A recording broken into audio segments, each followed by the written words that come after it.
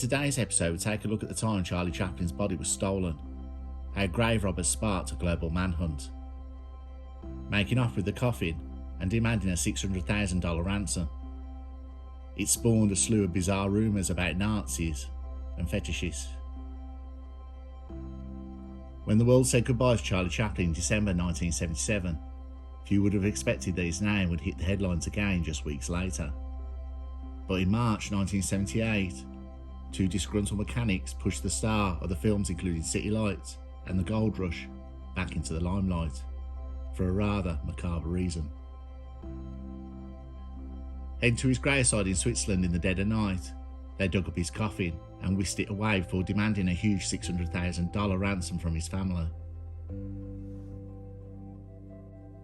The disappearance of the star's body sparked a 10-week global manhunt and a slew of sinister rumours about what might have happened, including a theory that Nazi fascists, angry at the Hitler satire The Great Dictator, might have taken it. 10 weeks later, exactly 45 years ago today, the star's coffin was found in a field 14 miles from his original resting place. At Curios&Spiritual, near Lake Geneva, the thieves, Polish man Roman Wardus and Bulgarian Ganchko Ganev, were arrested. Police had traced the robbers and the coffin after tapping the Chaplin's family home phone. Their lawyer negotiated smaller ransom sums to keep the thieves occupied. The gravedigger at Curios&Spiritual had initially raised the alarm that Chaplin's grave was empty. Time marks show how they lifted the extremely heavy oak coffin from the ground before dragging it to a waiting van. Gravedigger Etienne Benzouad said he was shocked and thought this could not be possible. In Italy, they steal bodies for ransom, never before in Switzerland. I telephoned the police. I still cannot really believe it, not until I saw the police around the grave. Chaplin's wife, Una O'Neill, remained defiant in the face of the robbers' demands, saying I'll not pay a ransom demand. Charlie would have thought it was ridiculous. She added Charlie is in heaven, and he is in my heart. His remains are on earth, and not sensitive. One of the grave robbers, Roman Wardus, a 24-year-old car mechanic, said he was out of work and going through hard times when he read a newspaper report about a similar case in Italy. As a result, I decided to hide Charlie Chaplin's body and solve my problems. The robbers explained how his coffin was dug up and pulled several feet by Wardus and the 38-year-old Ganev, who then put it in the latter's car and drove it to a field, burying it in a shallow grave. They had planned to rebury him deeper, but Wardus explained that it had been raining and the earth was too heavy.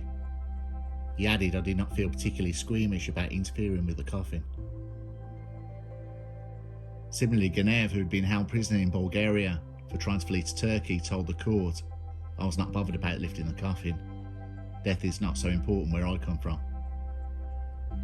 Then, under the name Mr. Rochat, Vardis called Lady Una Chaplin, the comedian's wife, of 34 years. He called her a total of 27 times, demanding that she pay the $600,000 for the body's return. The police quickly tapped into her phone and monitored the public phones in the area. The Chaplin family, however, kept quiet about the ransom messages to help policing efforts, meaning rumours soon circulated amongst the public. Some questioned whether the body had been moved by anti-Semites, unhappy with the fact that a supposed Jewish person had been buried in a Christian cemetery. Others thought the neo-Nazis could have stolen the body, as payback for his poking fun at Adolf Hitler in the film The Great Dictator. In total, Chaplin's body was missing for 11 weeks. Wardus and Ganev were eventually arrested when the former was caught in a phone booth. They later led the police to the hiding place, a cornfield in Corsia, just a mile away from Chaplin's home. In Vevey, Wardus told a Swiss court that he dug up the body and placed a ransom on it, as both he and Ganev were struggling to secure work as political refugees. After reading a newspaper report of a similar case in Italy, he was inspired to do the same. He told the court, as a result, I decided to hide Charlie Chaplin's body and solve my problems. The two grave robbers were accused of desecrating a tomb in the village graveyard as well as attempting to extort hundreds of thousands of pounds. They both sent letters to Lady Chaplin expressing their remorse.